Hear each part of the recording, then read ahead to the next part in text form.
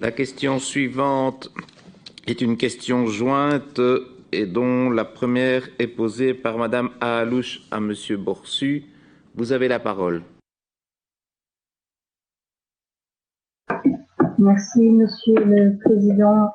Monsieur le Ministre, les marchés, c'est-à-dire les commerces ambulants, sont-ils interdits en ce qui concerne l'alimentation? La question se pose car de nombreuses communes répondent aux marchands que le Conseil national de sécurité les a interdits. Alors que le cabinet d'Hermann confirme à la Fédération nationale du commerce ambulant que les marchés sont interdits, sauf pour l'alimentaire si la commune estime que le marché est nécessaire pour la fourniture de ses habitants. Le SPF Économie confirme la même information que les communes peuvent organiser les marchés alimentaires sur leur territoire.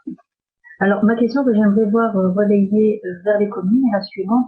Pourquoi ne pas organiser de nouveau les marchés en respectant les mesures d'hygiène, de distanciation, le traçage au sol, les barrières nadar pour discipliner les fils au besoin. Par ailleurs, vous avez toujours encouragé le fait de consommer local pour les particuliers et pour les entreprises. Soutenez-vous la réouverture des marchés qui proposent des marchandises de circuit court et local? Et si oui, cela pourrait-il être confirmé à toutes les communes wallonnes? Je vous remercie pour vos réponses, Monsieur le Ministre. La parole est à Monsieur Liradelfo.